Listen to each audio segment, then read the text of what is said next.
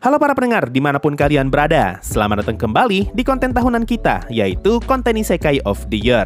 Ini adalah konten di mana gue menilai semua anime Isekai yang rilis dalam 1 tahun terakhir. Dan sepanjang tahun 2023 ini, kurang lebih ada 32 judul anime Isekai yang rilis. Sebelum gue sebutkan urutannya, ada beberapa hal yang perlu kalian ketahui. Pertama, ada beberapa anime Isekai yang tidak akan gue masukkan ke dalam list ini. Salah satunya adalah anime reverse Isekai, seperti Deadmon Dead Play dan Otaku Elf. Tapi, kalau anime Isekainya bisa bolak-balik, akan gue masukkan.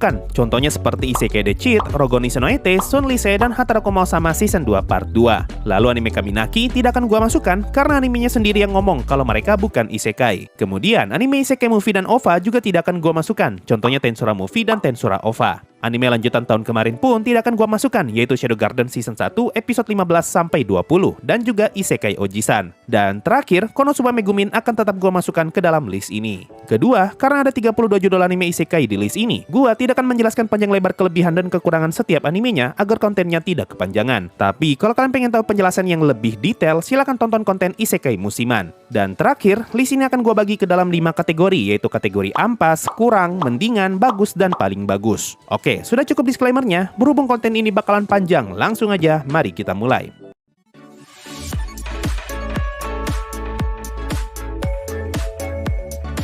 Urutan ke-32, sekaligus anime paling ampas di tahun ini, gue berikan untuk anime Shinkanomi Season 2. Kurang ampas apa coba anime ini? Gambarnya jelek, ceritanya membosankan, haremnya banyak, desain karakternya tidak menarik, dan endingnya ampas. Anime Isekai mana coba yang bisa ngalahin bos terakhir dan ngehidupin orang mati cuma dengan modal joget? Anime Shinkanomi berhasil membuktikan kepada dunia kalau anime yang season 1-nya ampas, ternyata bisa lebih ampas lagi di season 2. Lanjut urutan ke-31, anime ampas kedua di tahun ini gue berikan untuk anime Isekai Smartphone Season 2. Setelah sekian lama tidak ada kabar dan tiba-tiba dapat season 2, gue sempat berharap anime ini bisa lebih baik daripada season 1-nya. Tapi harapan hanya sekedar harapan, dan gue pun ditampar dengan kampasan anime ini. Mulai dari jualan fanservice parah di episode 1, visual anime yang masih tetap apa adanya, cerita yang harusnya berat tapi terkesan sepele, dan pemotongan cerita yang terlalu gila, sukses ngebuat Isekai Smartphone Season 2 kembali menyandang gelar anime Isekai ampas dan menduduki peringkat ke-31 di tahun ini.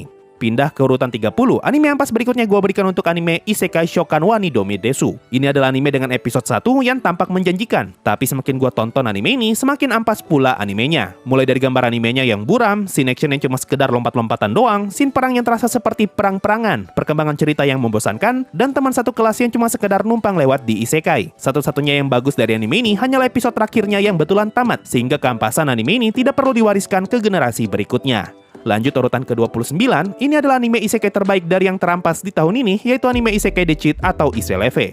Siapa coba yang gak tahu anime satu ini? Anime luar biasa yang berhasil mendobrak industri anime dengan scene ngomong anti-mainstreamnya. Mulai dari scene yang cuma ngeliatin kaki, ngeliatin bahu, ngeliatin punggung, orang jongkok, semak-semak, bahkan pemandangan. Apapun akan anime ini tampilkan, asalkan itu bukan wajah karakter yang lagi ngomong. Ceritanya pun bagus banget dan ada banyak pelajaran hidup yang bisa kita ambil. Visual animenya juga cantik dan scene actionnya pun tidak kalah bagus dengan anime X-Arms. Dengan semua kehebatan ini, tidak heran kenapa gue sebut Isekai The Cheat sebagai anime ampas terbaik di tahun 2023 ini. Lanjut peringkat 28, kita akhirnya berhasil melewati badai di kategori anime ampas, dan sekarang kita masuk ke kategori anime kurang. Nah, anime yang gue taruh di peringkat ini adalah anime Kamitachi ni Hirowarita Otoko Season 2. Alasan terbesar kenapa gue taruh anime ini di kategori kurang paling bawah dikarenakan visual animenya yang emang kurang banget, terutama gambar karakternya. Cerita di season 2-nya pun tidak ada yang membekas, tidak seperti ketika gue nonton season 1-nya. Tapi setidaknya, Kamitachi ni Hirowarita Otoko masih mending untuk ditonton dan tidak sejelek anime di kategori ampas yang mayoritasnya jualan MCOP dan juga harem. Masuk peringkat 27, gue kasih untuk anime Hataraku Sama Season 2 Part 2. Masalah anime ini mirip seperti anime sebelumnya, yaitu sama-sama mempunyai kekurangan di gambar karakternya. Tapi kasusnya Hataraku Sama ada di ekspresi wajah setiap karakternya yang sering banget kelihatan aneh dan dibuat terlalu imut. Ceritanya pun tidak lagi terasa menarik, tapi setidaknya masih lebih mending daripada cerita di part satunya. Episode terakhir juga tidak terasa epik dan malah terkesan anti klimaks. Jatuhnya malah kelihatan aneh karena mereka lebih banyak bacot daripada bertarungnya. Selanjutnya, peringkat ke-26 jatuh ke anime Watashi no Oshiwa Akuyaku Reijo. Buat yang nggak tahu, ini adalah anime Isekai Yuri yang berfokus di komedi. Alasan kenapa gue taruh anime ini di peringkat yang cukup rendah bukan karena Yurinya, melainkan karena animenya yang memang kurang bagus. Secara cerita, mungkin anime ini unik kalau dibandingkan dengan dua anime sebelumnya, karena anime ini suka banget mengangkat isu sensitif seperti Yuri dan juga incest. Tapi masalahnya, kemasan ceritanya sama sekali tidak menarik. Visual animenya pun biasa saja, tipikal anime Isekai yang dibuat seadanya. Lanjut peringkat 25, gue kasih untuk anime Kuma Kuma Bear Punch. Menurut gue, Kuma Kuma Bear Punch adalah juara untuk anime isekai paling biasa di tahun ini. Saking biasanya, gue sama sekali tidak merasakan apa-apa ketika lagi nonton anime ini. Dan ini yang ngebuat gue naruh Kuma Kuma Bear di kategori anime kurang. Secara visual, sama sekali tidak ada peningkatan dan secara cerita, masih tetap terasa sama saja seperti season satunya. Satu-satunya alasan untuk nonton anime ini hanya kalau kalian suka sama season satunya. Next peringkat 24, gua kasih ke anime level 1 Dakedo Unique Skill Seikyo Des. Menurut gua, level 1 Dakedo adalah salah satu anime isekai dengan latar dunia paling unik di tahun ini, di mana segala sesuatu didapatkan berdasarkan loot monster, mau itu minuman, sayuran, bahkan uang tunai. Kekurangan anime ini cuma satu, yaitu kalah di gambar doang, sehingga ngasih kesan kalau level 1 Dakedo hanyalah anime isekai santai yang dibuat seadanya. Next peringkat 23, diduduki anime Buta no Liver wa Kanetsu Shiro atau Isekai Babi. Seperti namanya, ini adalah anime isekai tentang babi. Sifatnya kayak babi, bacotannya pun kayak babi. Tapi kalau kalian nonton anime ini sampai tamat, kalian bakal sadar kalau si babi ternyata masih lebih mending daripada mayoritas penduduk di dunia tersebut. Isekai Babi adalah tipe anime yang kelihatan ampas di awal, tapi jadi mendingan kalau kita tonton lebih jauh. Cuma sayang, anime ini punya kekurangan yang sangat fatal di bagian animasi yang terlalu kaku, padahal secara desain karakter sudah enak untuk dilihat. MC yang sifatnya kayak babi dan bentuknya memang babi juga sebenarnya kekurangan, tapi masih bisa gua maafkan setelah tahu seberapa jahat dunia di anime ini. Pindah ke peringkat 22, gue berikan untuk anime Potion Danomide Ikinobimasu. Masalah anime ini mirip seperti level 1 Dakedo, yaitu ceritanya menarik, tapi visual animenya jelek. Entah apa tujuannya, desain karakter animenya malah dibikin kayak bocil dengan badan pendek dan kepala besar. Saking bocil gambarnya, gue bahkan sempat gak nyadar ketika ada karakter yang awalnya bocil ternyata sudah dewasa. Tapi meskipun gambarnya jelek, MC di anime ini bagus banget. Gue bahkan sempat ketagihan waktu maraton anime ini karena gue suka ngeliat tingkah laku si MC yang jago banget nipu orang.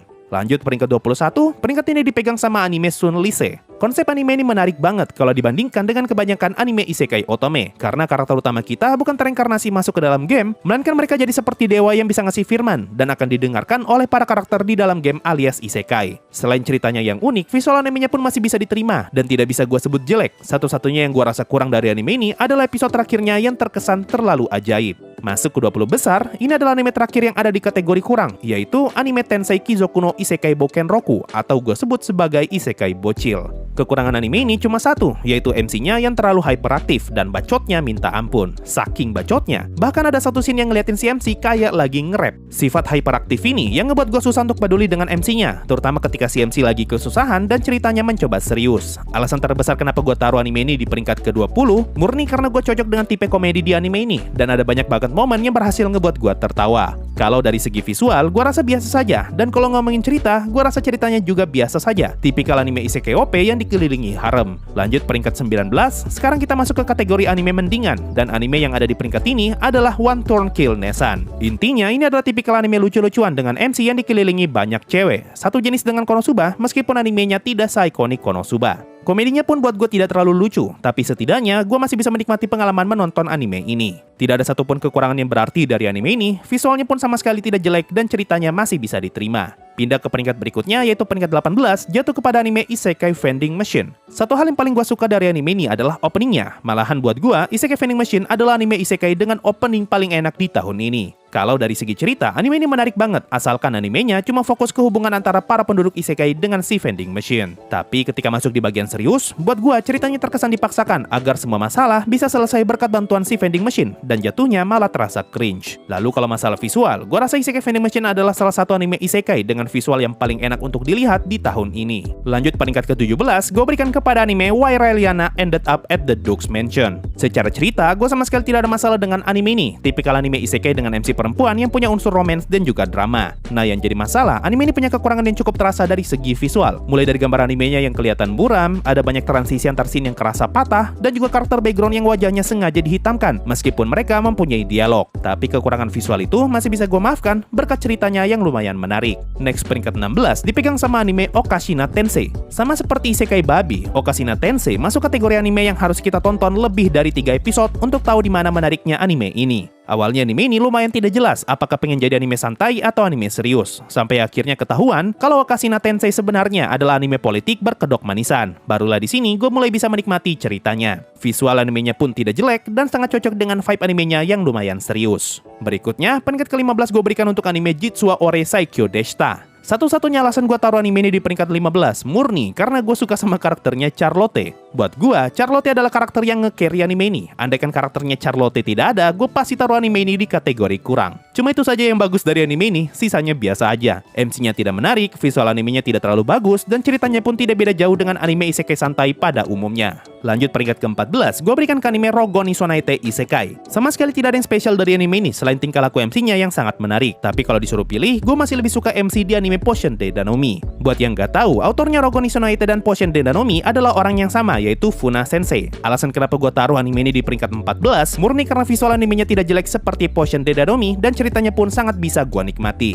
Peringkat selanjutnya yaitu 13, gue kasih untuk anime Sakyo Onmyoji no Isekai Tenseiki. Anime ini mempunyai MC yang sangat menarik dengan kekuatan yang sangat jarang gue temui dalam cerita isekai. Ceritanya pun terbilang bagus, apalagi cerita di 2 episode terakhirnya. Dan hal yang paling menonjol dari anime ini adalah musiknya yang sangat terasa nuansa Jepangnya. Tapi sayang, anime ini malah dirusak dengan CGI monster yang jelek, sehingga ngasih kesan kalau Isekai no Yoji hanyalah anime isekai yang dibuat seadanya saja. Peringkat berikutnya yaitu 12, gue kasih untuk anime Shadow Garden Season 2. Setelah ending Season 1 yang sangat bagus, Shadow Garden Season 2 malah mengalami penurunan. Mulai dari banyaknya scene berulang, episode filler di tengah season, lebih banyak bacot daripada action, dan juga scene sok ngide yang makin banyak. Padahal, gue sangat berharap adaptasi Season 2-nya bisa lebih bagus lagi. Tapi yang gue dapatkan malah mata codet dan juga bacotannya moderate. Episode terakhir Season 2-nya pun terasa lempem kalau kita bandingkan dengan episode terakhir Season 1-nya yang super epic. Lanjut peringkat ke-11, sekaligus anime terakhir di kategori mendingan yaitu Saihate no Paladin Season 2. Anime ini tidak beda jauh dengan Shadow Garden yang lebih banyak bacot daripada actionnya, terutama 3 episode terakhir ketika CMC bertarung melawan naga. Tapi setidaknya, cerita Saihate no Paladin Season 2 masih jauh lebih menarik daripada Shadow Garden Season 2 yang punya episode ultimate. Apalagi battle di 3 episode terakhirnya masih jauh lebih menegangkan daripada battlenya Cheat melawan Ragnarok. Satu-satunya yang kurang dari anime ini hanyalah visualnya yang mirip seperti Isekai Onmyoji, yaitu monsternya yang dibuat dengan CGI. Tapi semua itu masih bisa dimaafkan berkat ceritanya yang memang bagus. Nah, sekarang kita sudah masuk di kategori anime bagus dan peringkat ke-10, gue kasih untuk anime Seijo no Marioku wa Banude Season 2 atau Penyihir Santa Season 2. Sama sekali tidak ada yang jelek dari anime ini. Ceritanya tidak jelek, gambarnya pun tidak jelek. Cuma kalau soal cerita, gue rasa Season 1 masih lebih menarik berkat adanya karakter pangeran berambut merah. Tapi kalau yang kalian cari adalah romance, Season 2-nya pasti jauh lebih bagus karena perkara percintaan CMC akhirnya selesai juga. Visual Season 2-nya pun masih terhitung bagus dengan banyaknya scene cantik terutama di episode-episode akhir. Lanjut peringkat ke-9, gue kasih untuk anime Konosuba Bakuen. Apa yang bagus dari anime ini? Ya tentu saja Megumin. Kalau soal cerita tidak usah ditanya, yang namanya Konosuba ceritanya sudah pasti ngawur. Cuma untuk Konosuba Bakuen yang ini ceritanya lebih banyak ngasilinnya daripada ngawurnya. Visualnya pun cantik banget, apalagi scene explosion di awal episode 1. Gua sampai merinding waktu pertama kali nonton scene itu. Episode terakhirnya pun tidak kalah bagus karena kita mendapatkan reka ulang, tapi dari sudut pandang yang berbeda ketika Megumin pertama kali gabung dengan Aqua dan juga Kazuma. Next, peringkat ke-8, sekaligus anime terakhir di kategori bagus, yaitu Benria Saito-san Isekai ni Iku. Apa yang ngebuat anime ini bagus adalah semua karakternya, bukan cuma satu, tapi semua. Dari semua anime isekai yang rilis tahun ini, bahkan tahun-tahun sebelumnya, menurut gua, Isekai Saito jadi salah satu anime isekai dengan list karakter yang paling unik. Scene actionnya pun tidak kalah bagus, apalagi action di episode 10 dan 11. Ceritanya juga menarik, dengan plot twist yang bisa tiba-tiba muncul entah dari mana. Oke, sekarang kita akhirnya sampai di kategori tertinggi untuk anime isekai tahun ini, yaitu kategori paling bagus. Dan peringkat ke-7, gua kasih untuk anime Tensei Ojo to Tensei Reijo no Mahou Kakume. Sama seperti Watashi no Oshi, Tensei Ojo juga adalah anime isekai yuri. Tapi, apa yang ngebuat Tensei Ojo bisa berada di peringkat atas sedangkan Watashi no Oshi malah di bawah? Karena sebagai sebuah anime, Tensei Ojo jauh lebih bagus. Meskipun mempunyai bumbu yuri, cerita di anime ini nggak main-main untuk sebuah cerita kerajaan yang bernuansa serius. Ada banyak momen yang berhasil bikin gua nyesek ketika lagi nonton, dan gua sama sekali tidak menyangka kalau ceritanya akan berjalan sejauh itu. Visual animenya pun cantik banget, apalagi scene battle di episode terakhirnya yang betul-betul terasa seperti pamer visual. Kekurangan anime ini cuma satu, karena yuri. Lanjut peringkat berikutnya, yaitu peringkat ke-6, gue berikan untuk anime Last Tame. Kekuatan anime ini ada di story dan musiknya. Last Tame adalah satu-satunya anime isekai di tahun ini yang berhasil ngebuat gue meneteskan air mata karena gue ikut hanyut dalam ceritanya yang apa-apa serba nangis. Bahkan hampir tiap episode, pasti selalu saja ada karakter yang nangis. Mau itu karakter sampingan, karakter utama, cowok atau cewek, semuanya kebagian jatah nangis. Lalu kalau soal musik, Last Tame juga adalah anime isekai dengan musik paling menggelegar di tahun ini. Kalau kalian pengen nonton anime ini, gue sangat menyarankan kalian untuk pakai headset. Kekurangan anime ini cuma di scene actionnya yang kerasa banget cuma numpang lewat dan memang bukan jadi fokus utamanya. Berikutnya, peringkat ke-5, gue kasih untuk anime Seiya Musou Salaryman atau Padri Agung. Alasan gue taruh anime ini di peringkat 5, karena animenya yang asik banget buat ditonton. Apalagi makin kesini, progres ceritanya semakin menarik. Malahan kalau mau dibilang, Padri Agung adalah salah satu anime isekai tahun ini yang paling gue harapkan bisa dapat season 2. 2. Gue suka banget ngeliat interaksi CMC dengan semua karakter sampingannya, bahkan gue berhasil dibuat baper ketika nonton episode 6-nya. Kalau ngomongin visual anime ini memang yang paling jelek kalau kita bandingkan dengan semua anime isekai di kategori paling bagus. Tapi kalau soal pengalaman menonton, Padri Agung jadi salah satu anime isekai yang paling gue nikmati di tahun ini. Lanjut peringkat keempat, gue berikan untuk anime Tondemo Skilde Isekai Horomeshi atau gue sebut Isekai Mappa. Ini adalah anime paling haram buat ditonton kalau lagi lapar, karena gue yang habis makan aja bisa lapar lagi hanya gara-gara nonton anime ini. Dan Isekai Mappa adalah satu-satunya anime masak-masak yang beneran bisa bikin gue ngiler. Dari segi visual, gue rasa tidak perlu dipertanyakan lagi, yang namanya Mappa sudah pasti bagus. Dari segi cerita pun tidak ada masalah, tipikal anime isekai santai pada umumnya. Nah, kalau di anime Jitsu Aore ada karakter Charlotte, di Isekai Mappa ada karakter Sui yang ngebuat anime ini semakin asik untuk ditonton. Oke, sekarang kita akhirnya masuk ke peringkat 3 besar anime isekai di tahun ini, dan yang tersisa hanyalah Mushoku Tensei Season 2 Part 1, Isekai non Birinoka, dan Tateniyusa Season 3. Kalau dari segi cerita, jelas Mushoku Tensei Season 2 Part 1 adalah juaranya, karena dari ketiga judul yang tersisa, hanya Mushoku Tensei yang memiliki cerita paling serius. Selain itu, cerita di part ini pun terbilang unik, meskipun bagi banyak orang akan dianggap aneh, karena satu season cuma berkutat di permasalahan Johnny doang, tapi buat gua, ini adalah premis cerita yang sangat unik, karena kapan lagi kita bisa nemu cerita tentang development karakter berkedok impoten. Jadi permasalahan Johnny-nya atau impotennya Rudeus hanyalah kedok untuk ngebuat Rudeus dapat bertumbuh jadi karakter yang lebih dewasa. Sedangkan Isekai non Birinoka punya cerita yang tergolong ringan, tipikal anime isekai santai dengan MCOP dan dikelilingi banyak cewek. Lalu untuk Tateniyusa Season 3, ceritanya masih sama saja seperti Season 1 dan Season 2, yang masalahnya tidak jauh-jauh dari 3 pahlawan kagaguna dan karakter bichi yang suka bikin onar. Nah, kalau ngomongin visual, Tateniyusa Season 3 adalah juara tahun ini. Tidak ada satupun anime isekai tahun ini yang punya scene bertarung sebagus Tateniyusa. Dan ini adalah comeback yang sangat baik setelah season 2-nya yang busuk. Satu-satunya yang kurang dari visual Tateniyusa hanyalah CGI naga merahnya yang kelihatan kayak Pokemon. Tapi CGI naga hitamnya masih bisa diterima dan tidak akan gua sebut jelek. Sedangkan visualnya Isekai non Birinoka sama sekali tidak bisa dibilang bagus banget dan cuma sekedar bagus aja. Tapi setidaknya animenya masih enak untuk dilihat sebagai sebuah anime santai tanpa adanya scene action gila-gilaan. Kalau Mushoku Tensei Season 2 Part 1, ada beberapa momen yang kelihatan aneh, terutama di episode 3-nya. Tapi secara keseluruhan, animenya masih tetap bagus untuk dipandang.